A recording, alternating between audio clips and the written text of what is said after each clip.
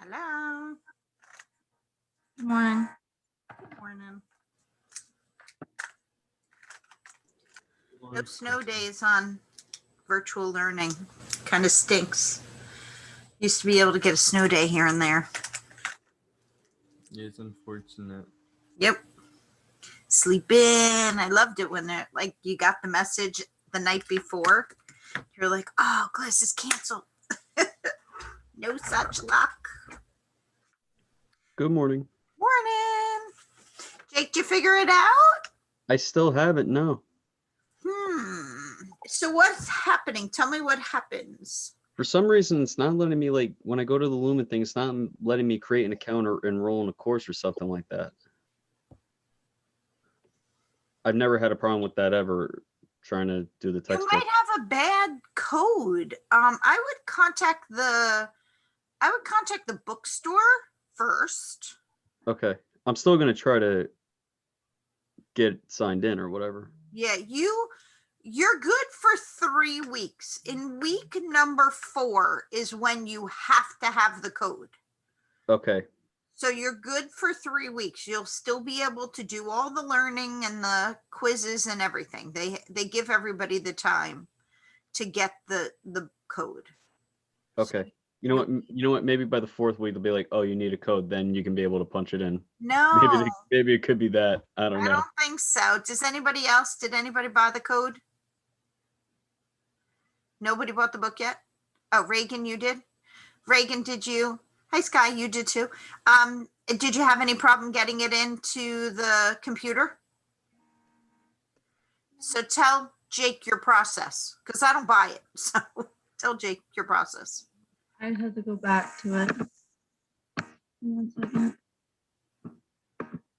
Well, basically, at least on mine, when after the quiz, it just came with a pop-up kind of thing that said, like, put in your access code. Or if you didn't buy it now. And then there was, like, just a box, and then you just put the code in, and then it was like, okay. Could you send me a link to it, actually, in an email? Yeah, I'll see. I should remember how to get to it. All right. Thank you. So you didn't get that, Jake? No, I never did. Like, I got it when, when we did those, the videos, like the 5 videos or something. That's when I ended up getting it. When you were doing something in the chapter, it asked you if you had a code.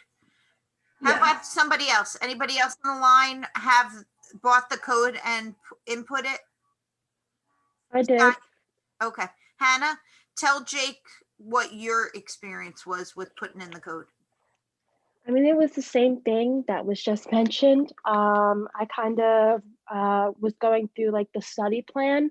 And as I was going through it, when I was doing, I think one part of the chapter, it just popped up and asked if there was a code. And I put the code in. So Jake, if you're doing this stuff After- in the chapter, it should pop up. Or if maybe next time you do a quiz, it might pop up. Because since you can do like the free, how many quizzes, Yeah, it's good for like after you 3 do weeks. those 2 quizzes for free, then it will pop up and say either you have to buy it or put it in.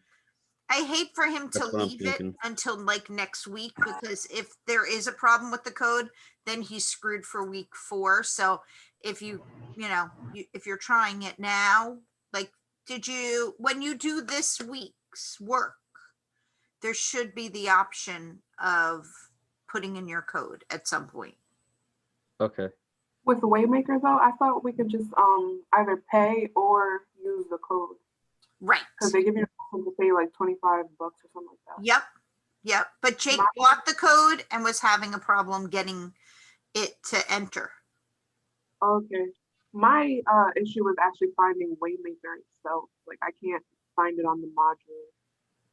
Let me see. What can't you find? You can't find The actual thing to get into.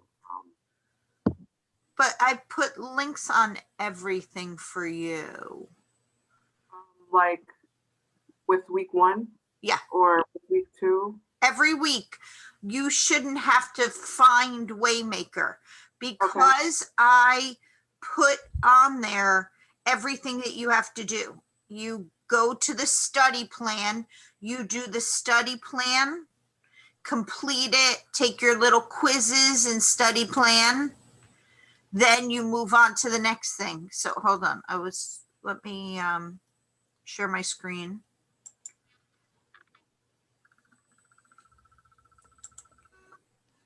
Oop. Well, I see. Yeah, they're asking me for the code, but they're not giving me the option to pay anymore. It's like I need to have the code. You are good till week 4 with being able to get it done. So here we are. It's week 2. Okay. Now it says here you can order your access code. Then you're going to go through, you're going to do your study plans with those little like after chapter quizzes to test yourself. Then you do the quiz for learning. And then you come on to the discussion posts for learning. So you don't really need to go to Waymaker at any point because I've only included what you need. Now, you guys, once you get to week 4, you're not going to be able to take the quizzes. Oh, you know what? Oh yeah. Yeah, well, I can't do anything about that. That's ingrained in the book. There's nothing I can do about that. So you have to have the access code by week 4. Okay, all right, no problem. All right, so it's about that time, so let's get going. Let's discuss last week. Last week, the majority of you guys did get your discussion posts right, but there were still some that did not complete the entire assignment. And the assignment was to post about yourself, then post on 2 other people's posts, and then to reply back to a comment on your post. So there were a few people that missed the ball on, there were some people that only posted about themselves. There were some people that did the parts 1 and 2 and then didn't double back and do it on their own. I graded pretty easily. The grades are fairly easy for this class. If you just do the work, you will get an A in the class. There's no giant midterm. There's no cumulative final now. There's no nothing. So basically, if you do your work, and you can take the quiz 2 times. So if you take the quiz and don't do good, it tells you what you got wrong. Go back, reread, and take the quiz again. So you're going back to the syllabus. If you look at the grades, you did the how to study videos, hopefully. That was in last chapter. Then your discussions and assignments are a grand total of 15%. So there's 14 chapters. So each of these is like very little of a percentile. Your study plans, which means actually reading the chapters and going through that. Your quizzes are those quizzes that you get 2 chances for. This is the biggest part of your grade, the Psych Info project, which we're not even going to discuss this week. We'll start talking about that next week because it kicks in week 5. You can't do anything before week 5, so it's fine. But that's where you have to shine, okay? And then this is the new thing we'll talk about is your course journal, which is 10%. It's actually quite easy to do well on. Very, very easy. Okay, so let's go back to week 2 to discuss what's new and exciting. So what is new and exciting? The journal. The journal, which I did not start with you guys last week because they hadn't derived it last week. So after class, I learned about the journal. Basically, in a short blurb, your journal is going to be a weekly log that you write about 200 words, which is not a lot. And you're going to write about how the information in the chapter affects you, affects your daily life. So you've got a lot of things here. One of them is a video. One of them is a video that you should watch about how to do the journal. I'm not going to go into each of these. Oh, I'm going to have to close each of them. Darn. Let's see. Can I go back? Ah.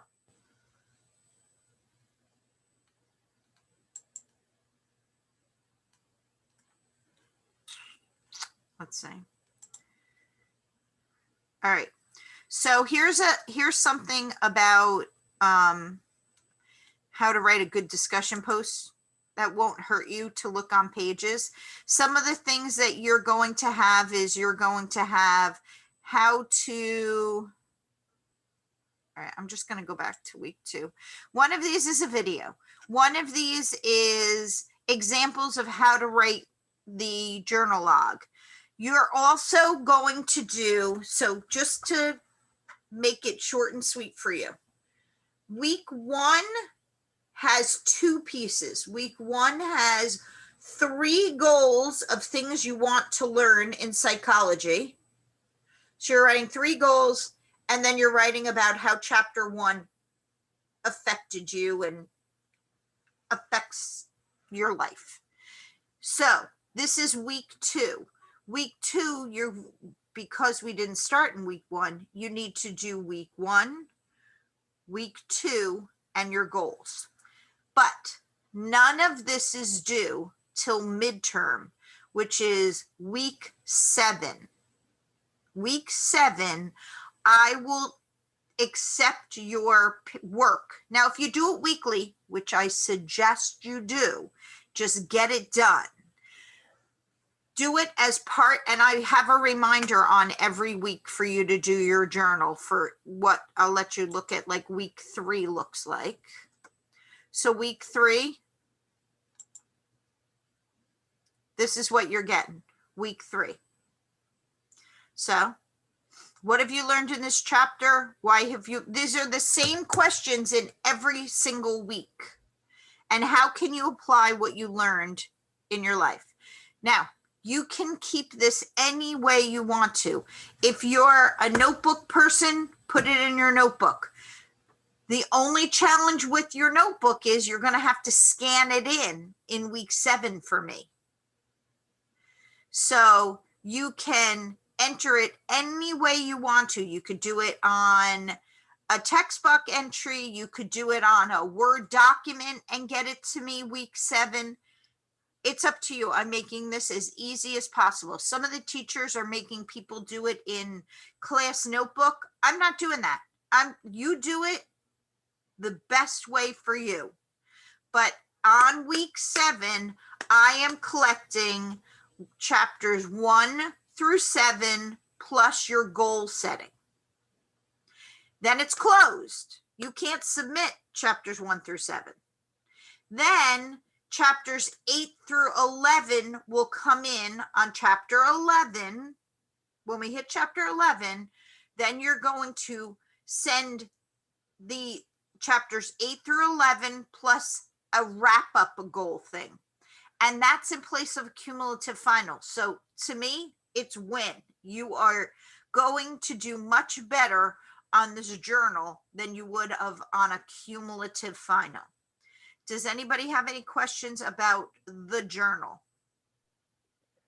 How many words did you say is like a minimum that we have to do? It's for on the each it's journal? on the screen right now. It says in at least 200 words. And Oh, it'll okay. say it on every single chapter. This will show up. This says week 3 course journal entry. There'll be a week 4 course journal entry that'll look exactly the same, except the dates are different. So March 20th is week 7. And these are due on March 20th. Could you put them off? Sure. Is that wise? No, because you are going to be talking about what you learned in that chapter.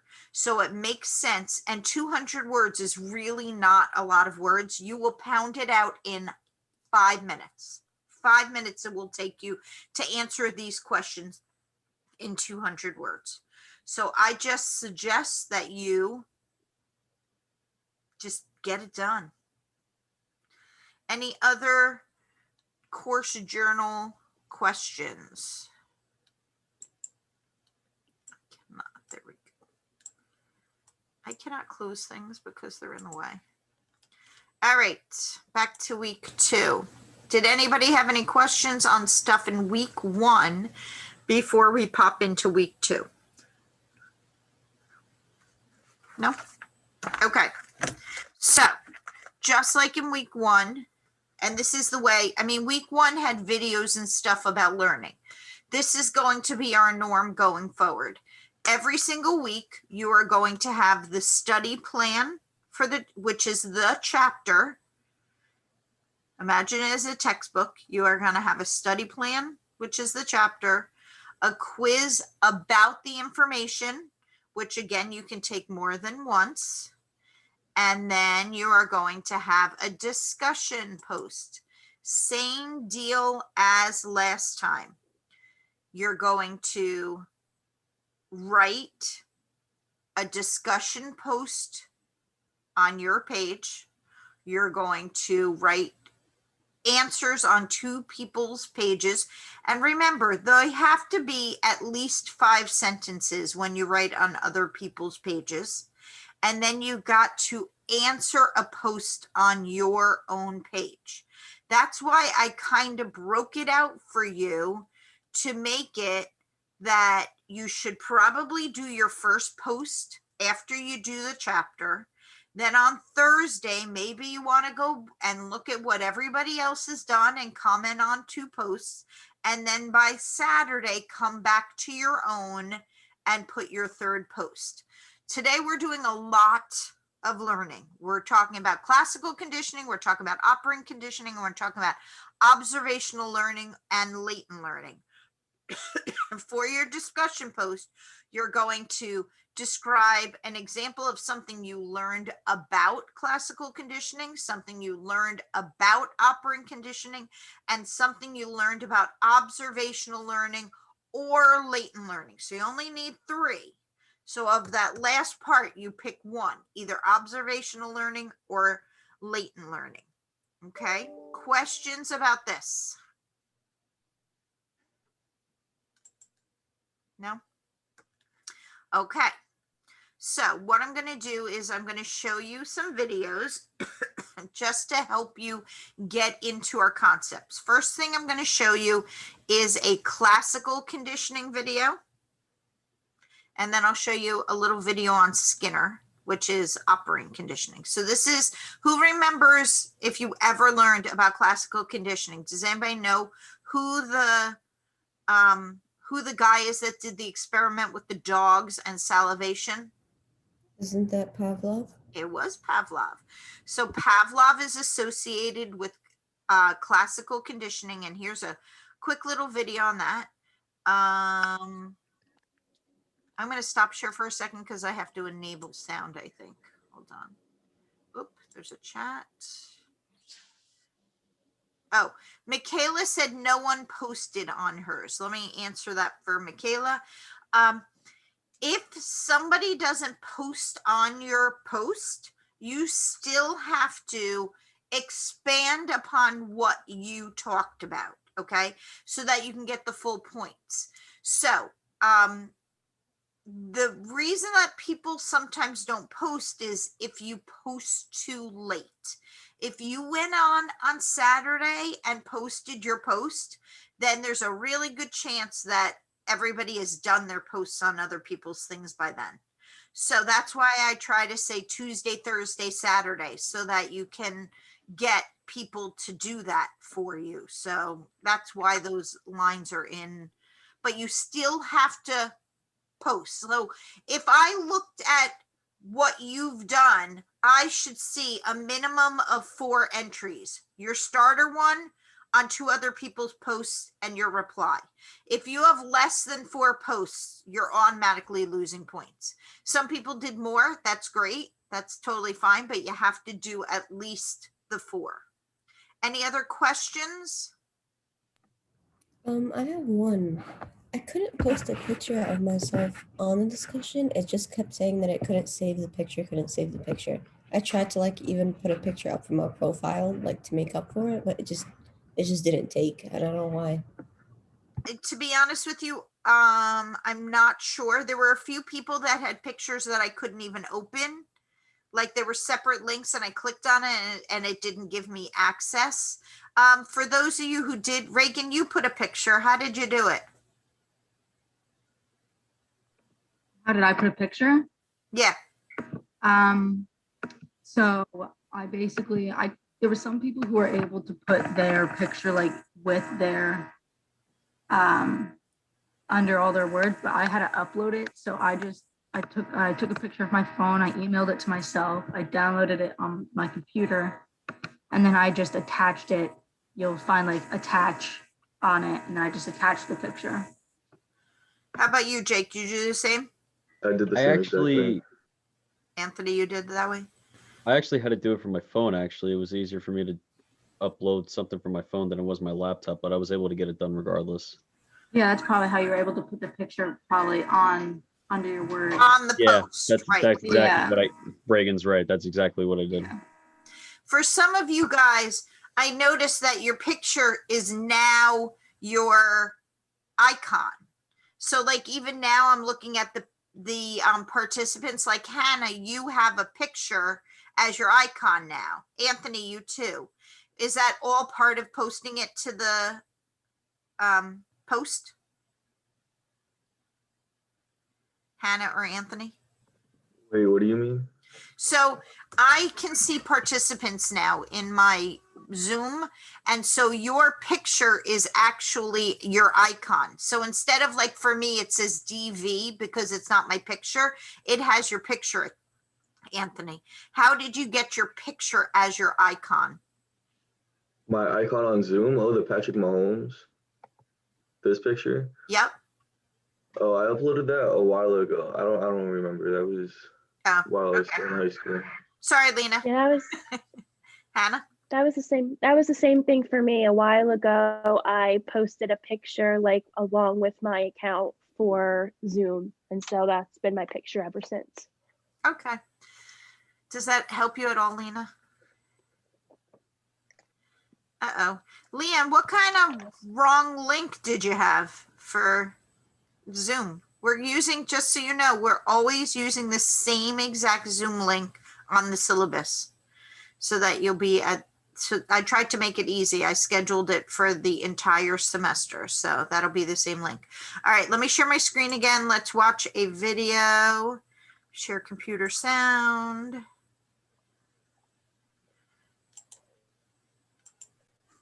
All right, here we go. Fred Smith here told us that B&H Photo helped change his life. Ads. Fred, tell us your story. Hi, I'm Brian Collin, and today's episode is on Pavlov's theory of classical conditioning. If you're having trouble studying and tired of Quizlet, check out Learn My Test for free at www.learnmytest.com. The best way to study is taking practice tests, and Learn My Test helps you build college-level practice tests without writing a single question. So before we get started, I'm just going to review what a stimulus is. So stimulus is anything in your environment that's presented to a person or an animal, and the response is the animal or human's response or reaction to that stimulus. To understand Pavlov's theory, you need to know the following terms. The first is the unconditioned stimulus, US, conditioned response, UR, neutral stimulus, NS, conditioned stimulus, CS, and conditioned response, CR. The video will go over all of these so you know them well. The first thing that Pavlov did was he presented a piece of meat to dogs. And of course, like most hungry dogs, they would salivate to the piece of meat or drool when they saw the piece of meat.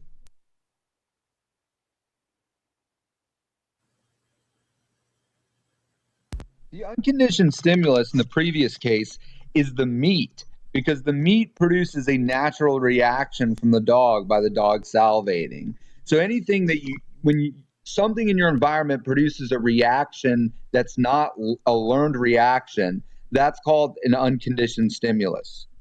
Remember that an unconditioned stimuli is something that you don't have to learn. So you don't have to learn to feel pain after you get pricked with a pin. You don't have to learn to get sick after being exposed to bacteria or a virus. Food, bacteria, viruses, getting pricked are all examples of unconditioned stimuli. Your reaction to an unconditioned stimulus is called the unconditioned response, or UR. For example, the UR for getting exposed to bacteria is getting sick, or the UR for getting pricked with a pin is feeling pain.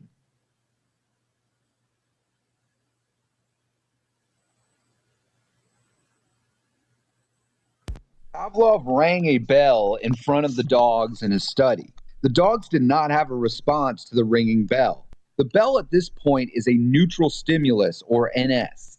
A neutral stimulus, or NS, does not produce a response. If I see a tree outside and don't pay much attention to it, this would be a neutral stimulus, or NS. If I see a chair at a cafe and don't react much to it, that would also classify as a neutral stimulus.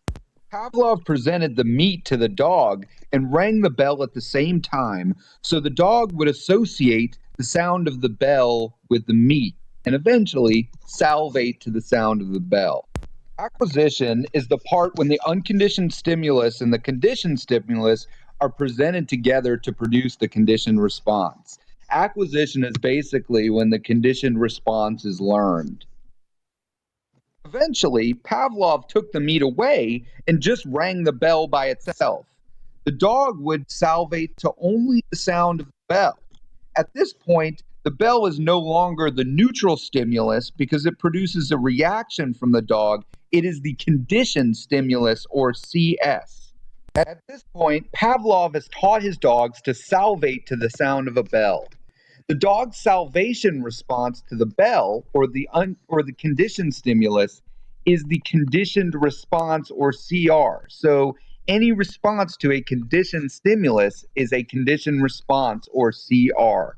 It makes sense that if you ring the bell and don't show the dog the meat, that the dog is going to stop associating the bell with the meat. And that's what extinction is. So extinction is when the conditioned response stops because the conditioned stimulus hasn't been presented with the unconditioned stimulus for a while. Let's say that you ring the bell enough times without the meat that the dog forgets to salivate to the bell 30 times in a row. But let's say the 31st time the dog salivates to the bell. This is what's called spontaneous recovery.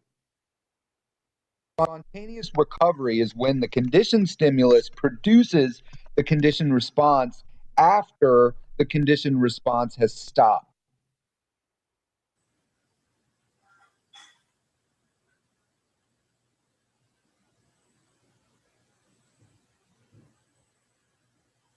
So let's break classical conditioning down using an example. Let's say you ate a cheeseburger with bacteria in it, and the bacteria in the cheeseburger made you sick. And then you were no longer wanted to eat cheeseburgers again because you associated the bacteria in the cheeseburger with all cheeseburgers. So in this example, the bacteria in the cheeseburger is what's causing you to get sick. And the unconditioned response is you getting sick to the bacteria in the cheeseburger. So the unconditioned stimulus is the bacteria. The unconditioned response is you getting sick from the bacteria. Now, not all cheeseburgers you eat make you sick. But since you associated the cheeseburger or the conditioned stimulus with the bacteria, the unconditioned stimulus, and getting sick, the unconditioned response, now the cheeseburger, the conditioned stimulus, produces a sick feeling or conditioned response. Hi, my name's Brian Collin. I'm a psychology instructor and I have a PhD in educational psychology. I created Learn My Test.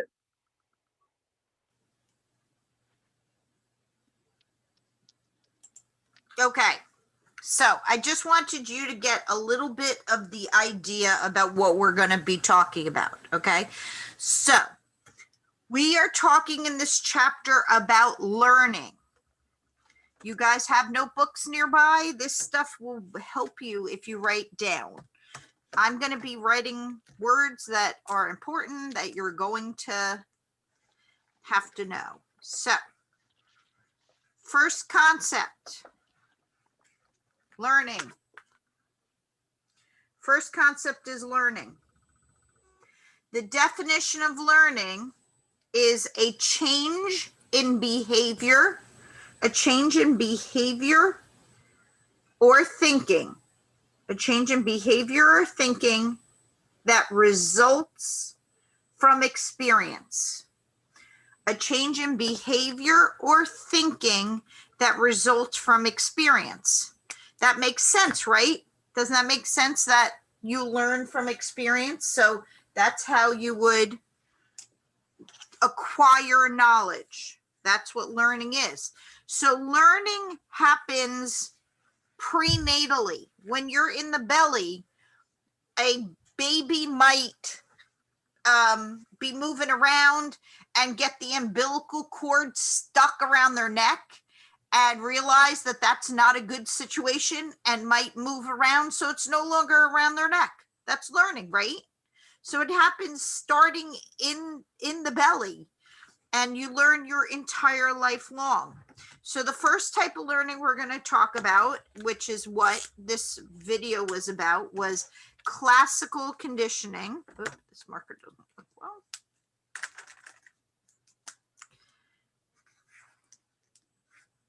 Classical conditioning. And the guy who taught us, or who did the experiments on, was a guy named Pavlov. Classical conditioning, and the guy's name was Pavlov. Now, Pavlov taught us about digestion in dogs, which taught us about learning. He won the Nobel Prize in 1904, and it was the first time that it was ever discussed that something physical or physiology affects psychology and psychology affects physiology. Okay, so it was the first time that the mind and the body and the body and the mind. So that's why it was so important, because it was such, and we learn about it in psychology because it's the first time that we are studying psychology by doing a physical experiment. So the whole concept behind classical conditioning is a learned process. So this is the definition of classical conditioning. It's a learned process in which two stimuli, a learning process in which two stimuli become associated with each other. Learning process in which two stimuli become associated with each other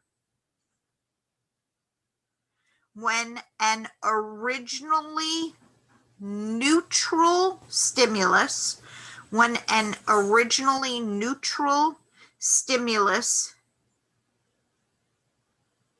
is conditioned.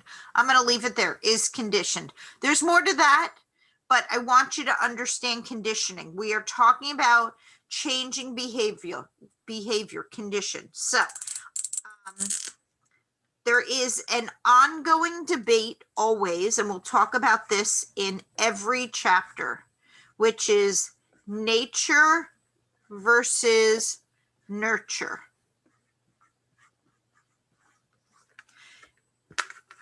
Nature versus nurture is something we're going to talk about in every single chapter. One of these means you're genetically predisposed, and one of these means your environment. Which one means which? I know that nature is what is innate. It's just something you're born with, like fear or So nature would be Right, what you are genetically predisposed to. So then Yeah. what would nurture be? What you're taught as you grow, or what you learn as you grow. It's actually the environment. It's your environment, because it might be unlearned. It might be what situation. A baby might be in a volatile situation, and it's what they know, right? It's the environment that they're in. So genetically, you're predetermined to be, let's just say, you don't have a high intellect, okay? You're genetically predetermined to be not so smart. But you're raised in a very academically enriched environment. You're constantly being asked to read, and your parents do flashcards with you and they help you out. Are you going to exceed what you are genetically predisposed to be? Yes or no? Yes is the correct answer. So you are genetically predetermined. You might have genetically predetermined to having 0 to no depression. And then in your environment, you grow up in a volatile environment. Maybe you have trauma. Maybe you have a lot of loss in your life. Is that going to change how depressed you are? Absolutely. So, which one's more important, nature or nurture? What you're genetically predetermined or your environment? Which one's more important? Nurture for sure. Nature. I think nature. So it's a trick question because they're both equally important. You can be genetically predetermined to something, but your environment can totally change it. Both good and bad. If you're genetically determined for something negative, your environment could boost it. If you are so let's do the opposite. You're genetically predetermined to be very smart and you grow up in an educationally deprived environment. Are you going to be smart? No, you're not. So it's actually a combination of both. Neither one is more important, but we're going to talk about nature and nurture constantly. So let's talk about Pavlov because it does have to do with this nature versus nurture. So when we talk about his experiment, and I know this is kind of a heavy first week of learning. I mean, last week was kind of a given. So this is your first real week. And this is kind of heavy because it's hard to understand. So Pavlov took what is known as the neutral stimulus, the NS, the neutral stimulus, which was a bell. Sometimes people use buzzers. And what the bell is that if you rang a bell near a dog or an animal or an anything, it wouldn't cause a response because it wouldn't affect them. So that's why it's a neutral stimulus. It doesn't cause a response. Okay. And then he used what he considered an unconditioned stimulus, which is meat powder or meat, which is something that would cause an automatic response. If a dog is presented with meat, it's going to cause a response. That is innate. That is nature. And when he paired those two things together, the bell and the meat powder, he got what is known as an unconditioned response. An unconditioned response. When the neutral stimulus, the bell, is paired with the unconditioned stimulus, which is the meat, he got what would normally happen in nature, which is the dog would salivate. We didn't have to teach the dog to salivate. It was going to salivate anyway. So he did this over and over again. And as expected, every time he paired the meat powder or the meat with the bell, the dog would salivate. That's just plain old nature. That would happen anywhere. What he did was he then took away the meat. So he did the bell, which became learned. Another word for learned is conditioned. So the bell became a conditioned stimulus. And the meat, the salivation, he took away the meat. So the conditioned stimulus was the bell, and the conditioned response was the salivation. When you use the word conditioned, it means learned. So it was a learned response. That is nurture. That's the environment. That would not happen normally.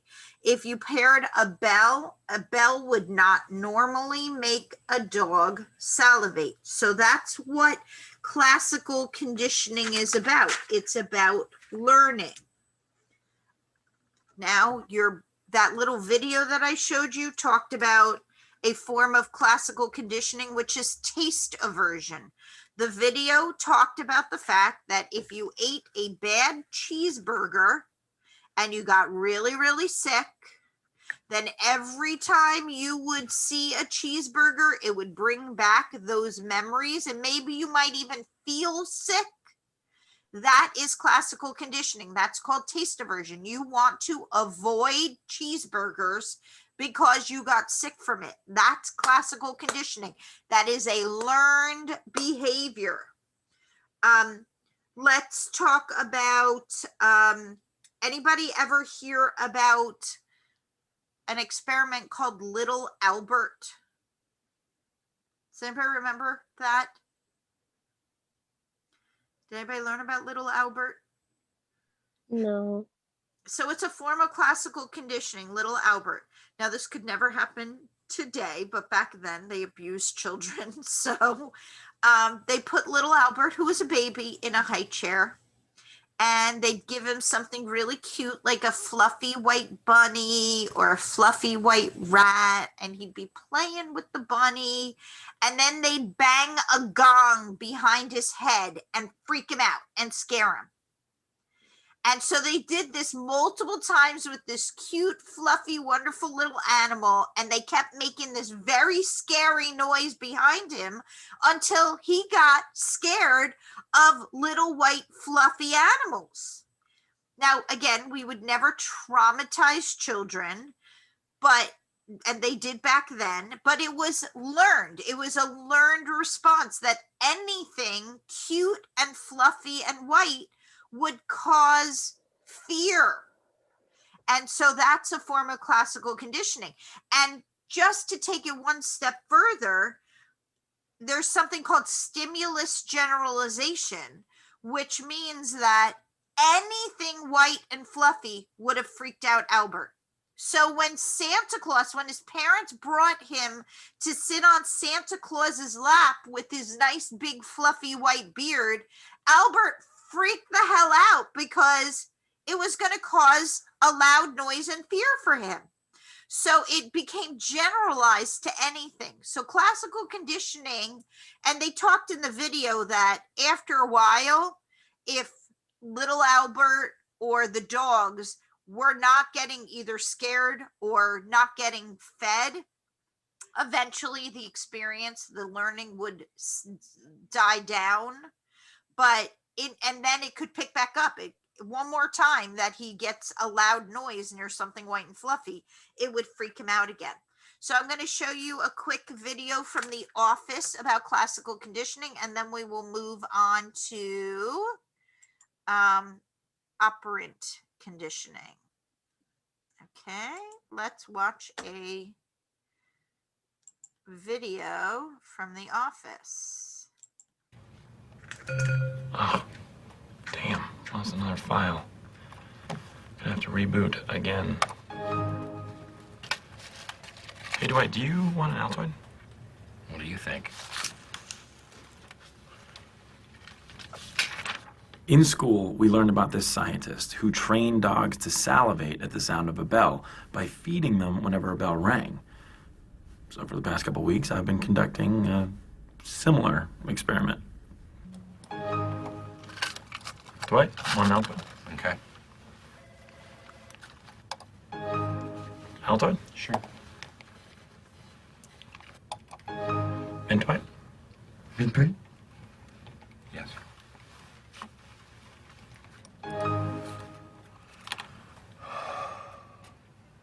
What are you doing? What? I don't know. Well, my mouth tastes so bad all of a sudden. Well, So there's a little learning about classical conditioning in everyday life. Let's now watch a video about operant conditioning. This is another type of learning. It is conditioning, which means that something was input to change behavior, right? We're changing behavior. So there's another theorist, his name was Skinner. Does anybody remember what experiment Skinner did? Anyone? The name's really familiar, and I feel like I know this, and I know you're going to mention it, and I'm going to hate myself for not remembering, but go ahead. Skinner put rats in a box, and they'd be running around the box, and there was a lever in the box that they were not aware of, and it provided food. So if the rat was running around the box and it bumped into the lever, it got a piece of food. And it was like, woo, lucky day, got me some food. And then it would run around the box again and accidentally bump into the bar. And they're like, oh, there's food. Yeah, I do know this experiment. Yeah, maybe if I press this one again, I'll get food. And so the rat learned by, what's that called? Like every time he got food, that was considered an R word. What is that? What's an R word? Reward. Reflex. Yep. No, reward. It's a reward. So every time that the rat would press the bar, it would get food, which is a reward. So it would continue the behavior. So the behavior became conditioned, right? But then Skinner said, all right, let's see if we can change the behavior back. So instead of getting a reward when the rat would press the bar, the rat would get an electric shock, which is a P word. What's the P word? Punishment. So if the rat pressed the bar thinking it was getting a piece of food and it got an electric shock, and they're like, wait, this isn't food, this stinks. And they were like, well, maybe that was a one-time thing. Let me just try it again. And it would get an electric shock. And eventually it would say, you know what? I don't need to press this bar to keep getting shocks because I don't need to keep getting punished. So he changed the behavior again by giving it a punishment. So operant conditioning is based on reward and punishment. And so it's when there are consequences. That's what makes operant conditioning different, is that there are consequences, good consequences, bad consequences, but consequences. So let's watch this short video on Skinner.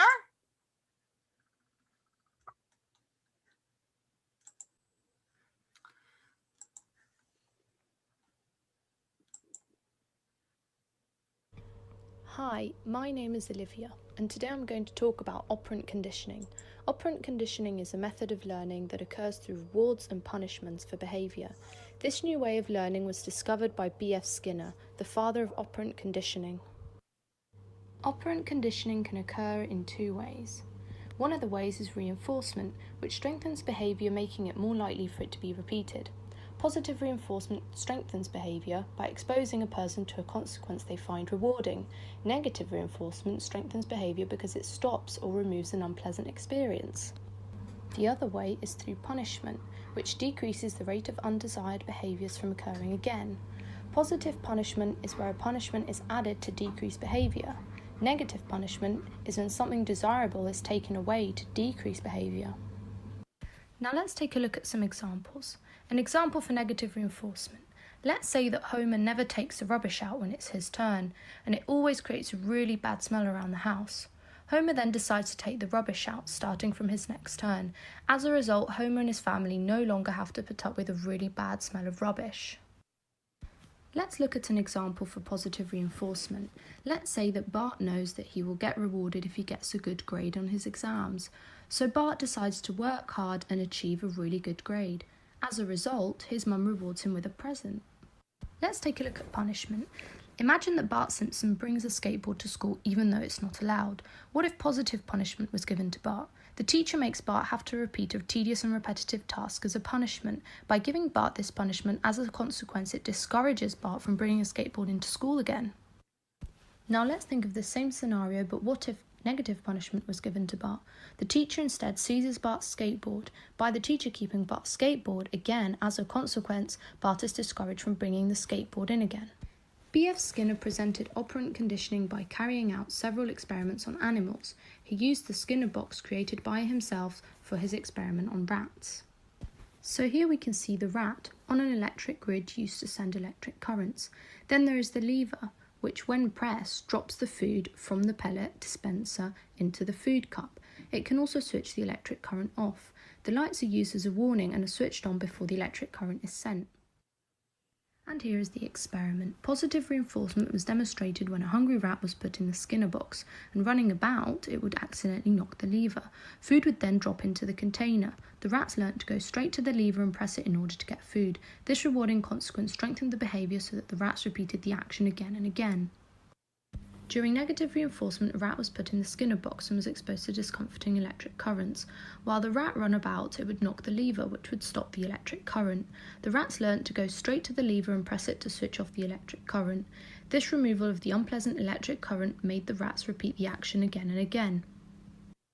Adding on to this experiment, Skinner decided to turn on a light before the current was switched on. This warned the rats about the electrical current. They learnt to press the lever when the light came on. So now that we have understood operant conditioning, why is it so important? Well, operant conditioning explains a wide variety of behaviours in learning process by helping us understand the relations between a behaviour and its consequence.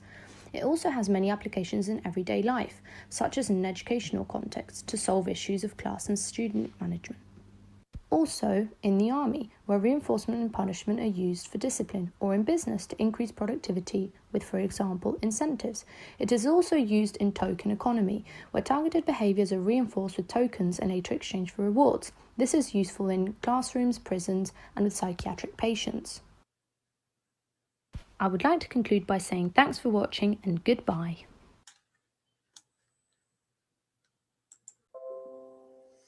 That one makes me laugh because her mouth doesn't match her discussion, which is kind of funny.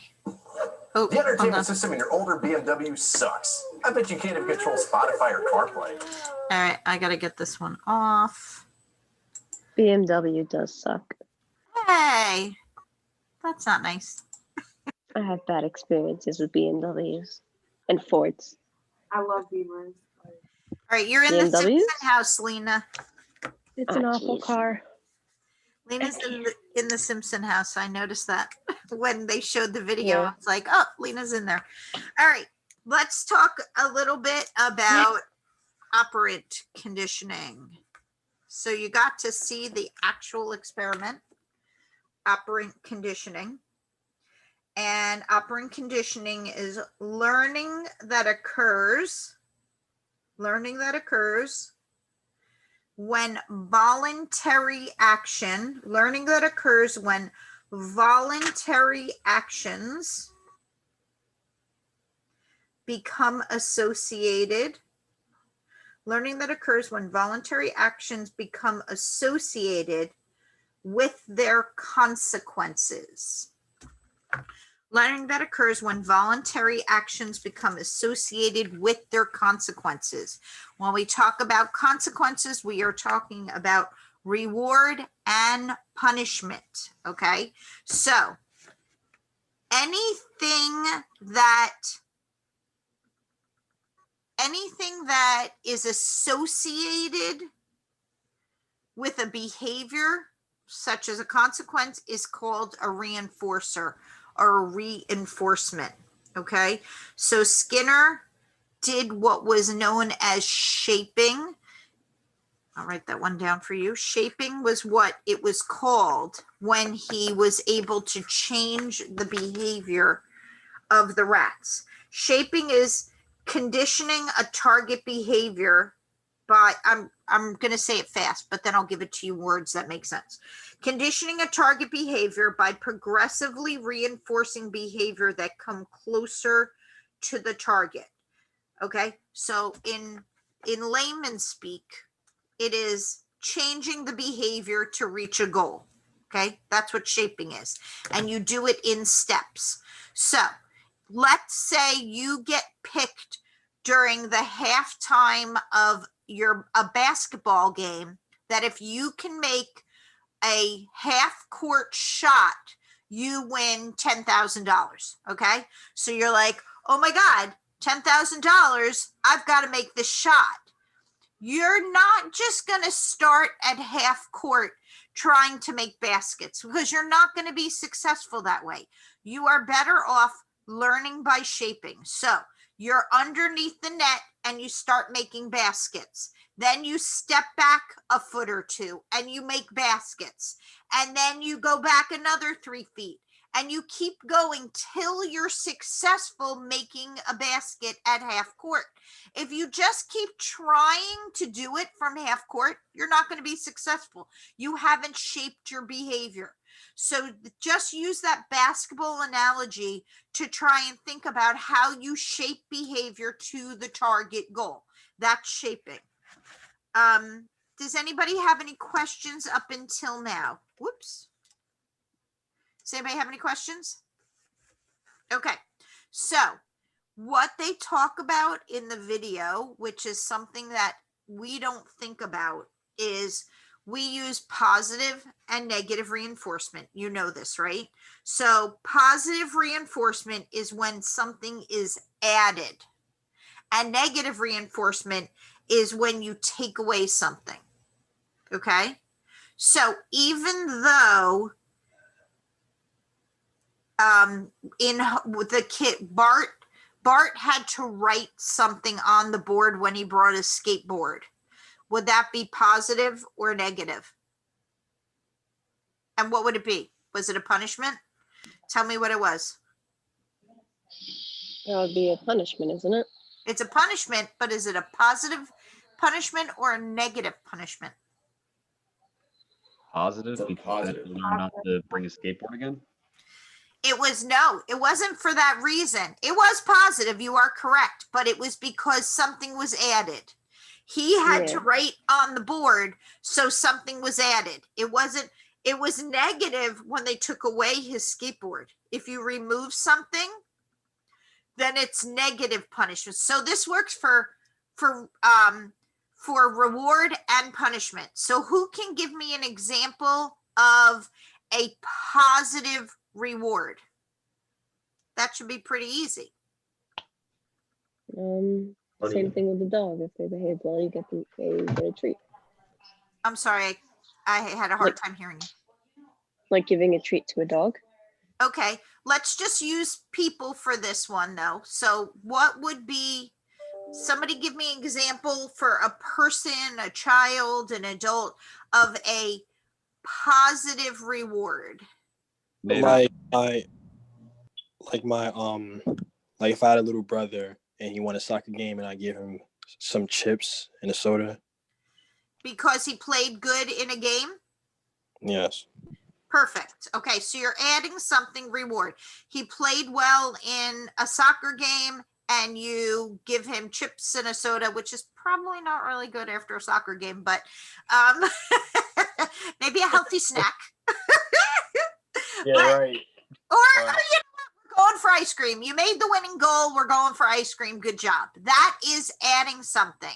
What might be a negative reward?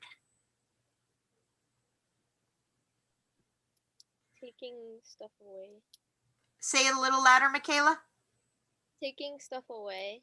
Like say like a kid gets bad grades, like taking away their phone or something. That's a punishment. That's a punishment.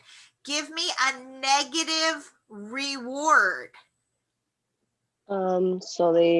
So going with his brother, he makes the goal. Now he doesn't have to clean his room. Perfect. Exactly.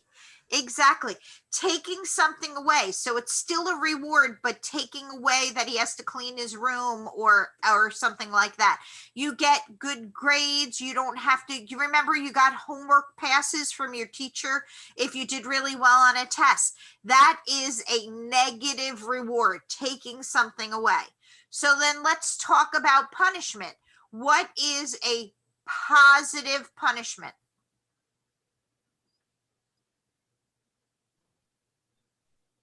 All right.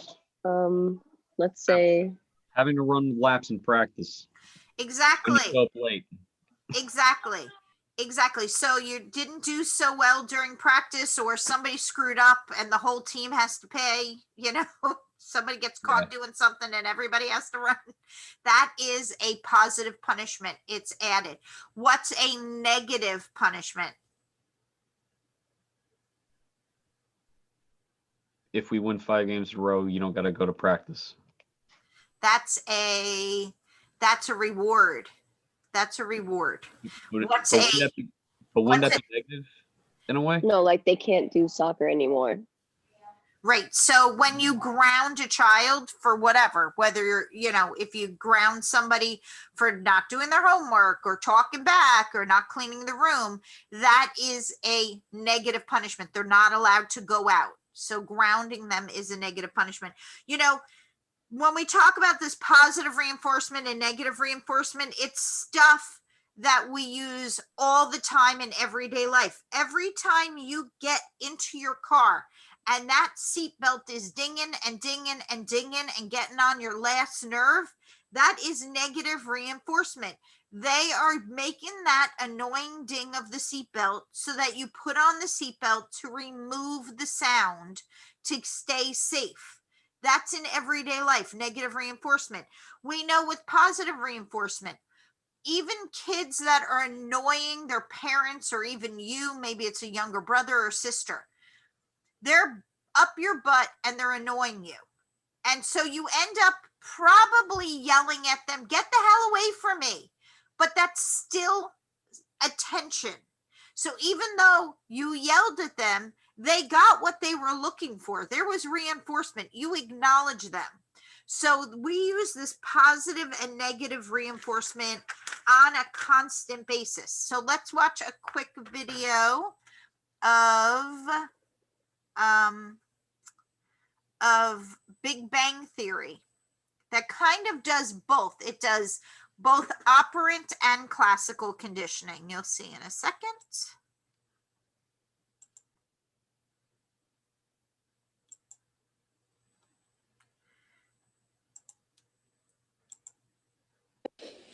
Are you finished? Well, thank you. How thoughtful. Would you like a chocolate? Yeah, sure.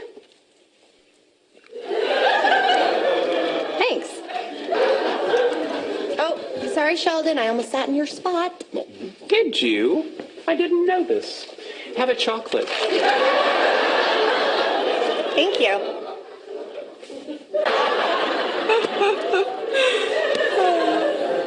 You're here a lot now.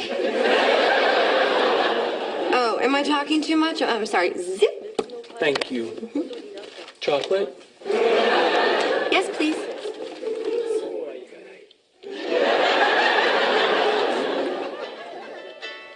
Oh, hey, Kim.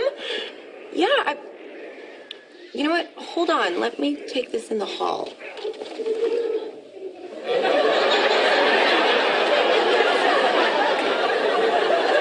You'll never guess who they got to replace him with one. Okay. I know what you're doing. Really? Yes. You're using chocolates as positive reinforcement for what you consider correct behavior. Very good.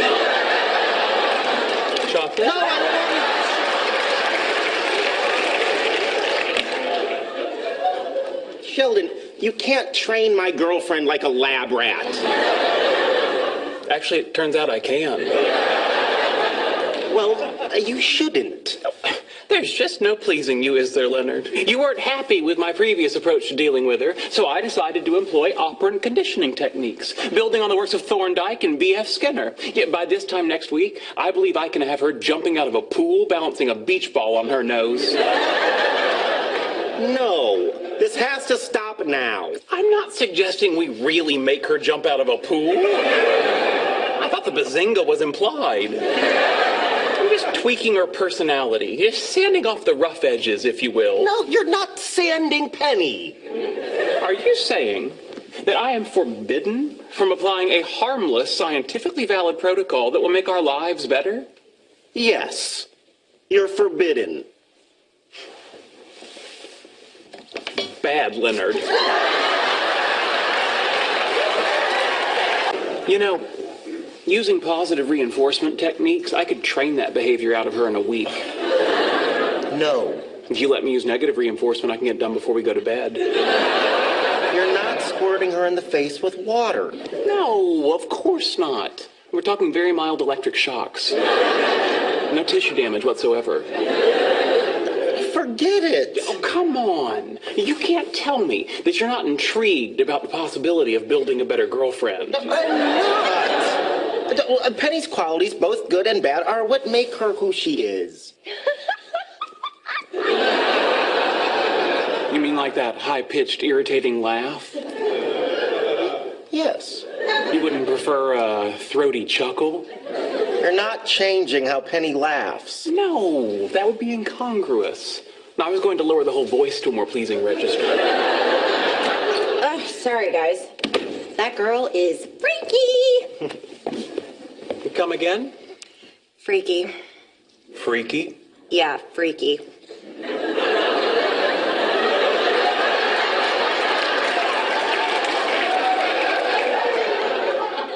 Have a chocolate. Thank you. Well, I'm going to make some warm milk and then turn in. I trust if you two are planning on engaging in amorous activities, you'll keep the decibel level to a minimum. Of course. Thank you.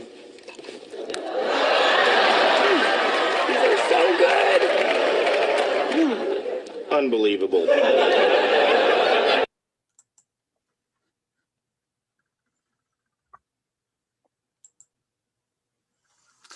So, psychology, chapter 2 on regular programming, they talk about it. Changing behavior, right? All right, let's go on to our last two types of learning that are mentioned in the chapter that have to do with your discussion. The first one is observational learning.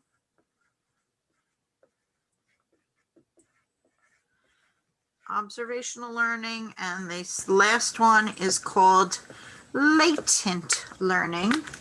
The last two types of learning, observational learning and latent learning. Observational learning, by definition, is learning that occurs as a result of watching the behaviors of others. Learning that occurs as a result of watching behavior of others. So let me give you a quick example.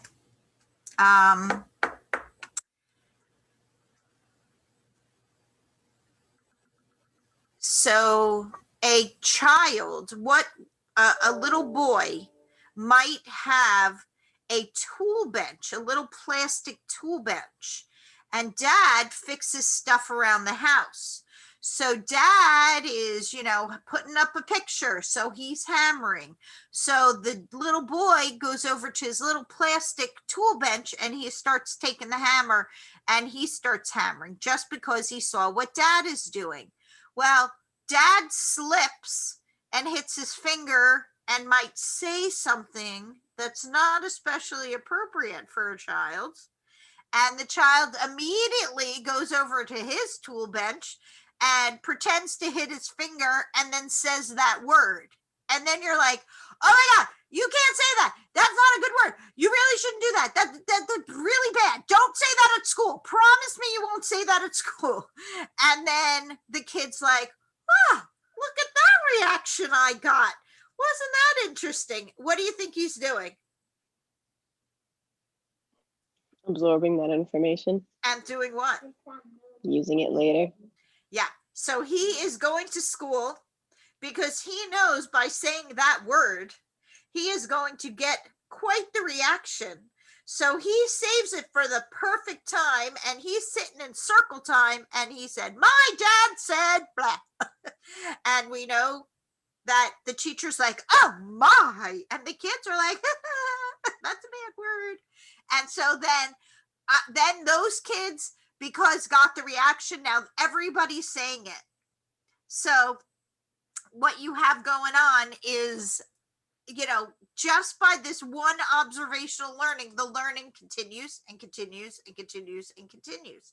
So it's a result of watching others. When you talk about the behavior of somebody else, it's considered a model.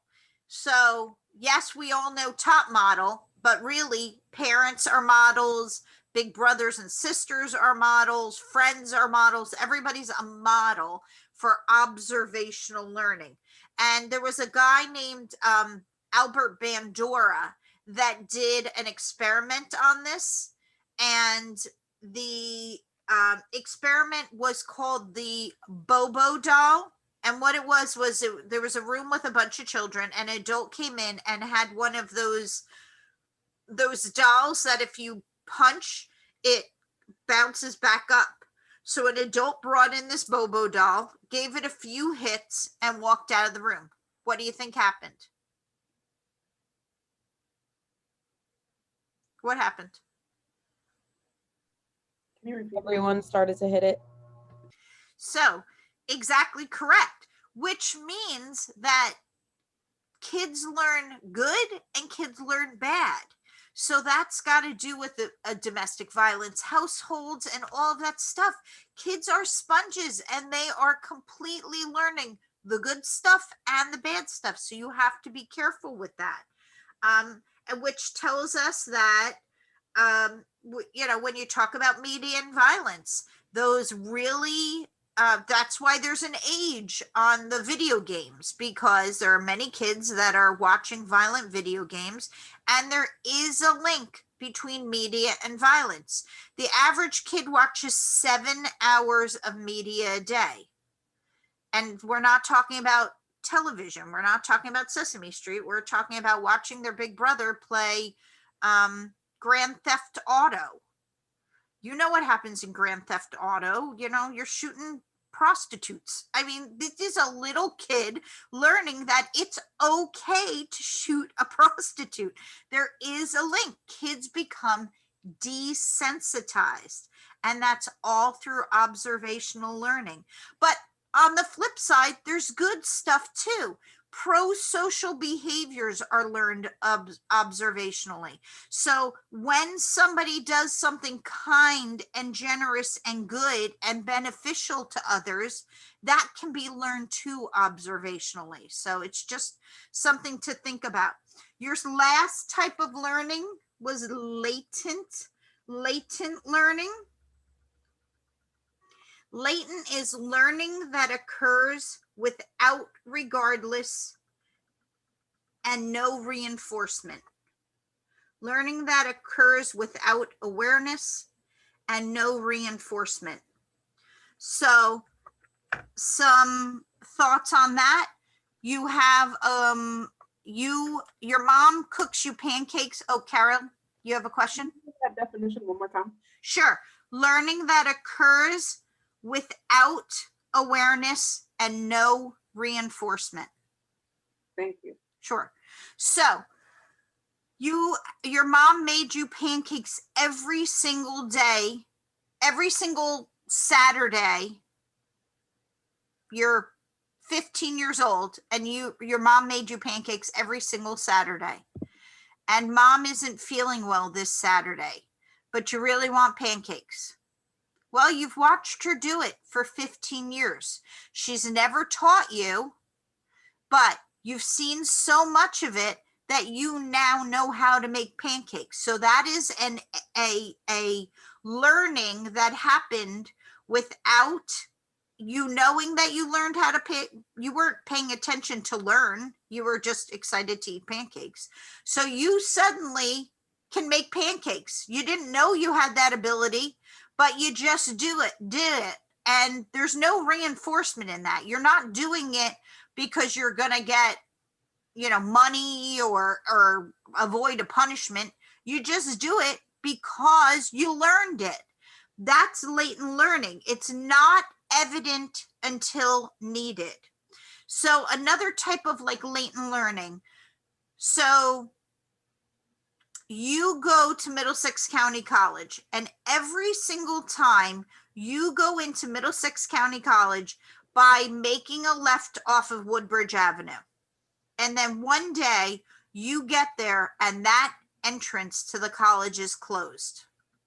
Now you have a choice. You go, well, that entrance that I normally go to is closed. I could go home in case miss class and maybe miss a test or something. Or you could try to find another entrance to the college, because really, there's going to be another entrance. So you go up at a light, you make a left, and then you realize that there's another entrance to the college. So you get onto that side street and you enter the school over by Crabiel Hall. That's where the entrance is. And now you've got to figure out how to get to Raritan Hall, because you've never come in that entrance before. So you've got to kind of figure it out. That is a type of latent learning. You kind of are thinking about the college as a whole and how you'll get there. And a guy named Tolman said, we all have a cognitive map, and we're able to, just based on our learning, figure out how to get to Raritan Hall from this other entrance, because that's different. It's a totally different surrounding and stuff. But just like a mouse that gets a piece of cheese in a maze, the mouse has to figure out how to get around, and eventually it gets to the cheese and it gets the reward. If you put that mouse again in that same exact maze, it's going to get to the cheese quicker and quicker and quicker, because it has that representation in their brain. So you get that learning one time of going in that side entrance for Middlesex, and you have no problem doing it again. You have now latently learned how to get around Middlesex County College. That's type of latent learning. There's one other type of learning that isn't really, it's not part of your discussion post or anything, but it's called insight learning. And so Kohler did this experiment where he put bananas on a ceiling in a room, and he brought monkeys in, and he had a stick and some boxes, and he thought that the monkeys would figure out how to get it. They would trial and error it. That's what he thought was going to happen, but that's not what happened. The monkeys thought about it until they came up with the idea to stack the boxes, stand on top of the boxes, and use the stick to knock off the bananas. So what he thought was going to be a trial and error learning was not what happened. He had what was known as insight learning. How do you describe insight? What would you say insight is?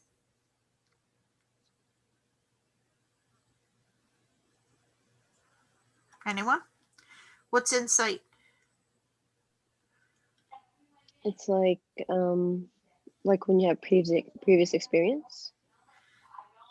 No, insight is like your point of view on something. You're both so close, but insight learning is when you have an aha moment. An aha moment is when the idea comes to you really quickly. Now, some of it can be based on experience and some of it can be how you've been experienced things before. But an insight is when you have that idea about the thing that would work. You have insight to it. You figured it out. So that's what the monkeys did. They used insight. They didn't use trial and error. They thought about it and came up with the idea. So that's the last type of learning in this chapter. Let's go over any questions or any thoughts that you have about this. So I went over little bits and parts of the chapter. Hopefully when you do the study plan, this information will be easier for you to understand. So this is going to be our methodology for the whole semester, is I will teach you things from the book so that it would make it easier for you to learn, and then you can learn.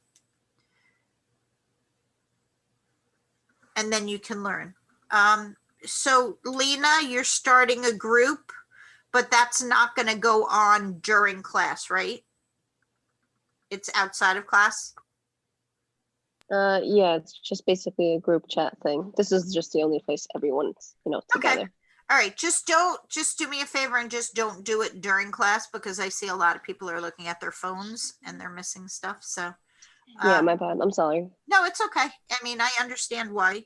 I'm just saying that during class, everybody should be absorbing so that you can get it. Because the concept is that what I'm teaching you will make it easier for you to learn it when you get to the study plan.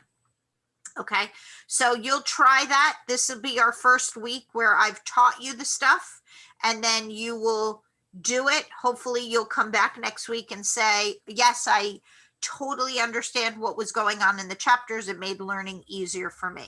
So this is the way it's going to be, except for on week 5. Week 5, we are going to start. We're going to talk next week about the project, but week 5, I don't teach. The librarian will come in. Our Middlesex County librarian will come in and help you guys pick articles for your research paper. So that'll be in week 5. Okay, any questions? No. All right, everybody have an awesome week. I'll see you next Tuesday. Have a good week. You too. Bye. Bye.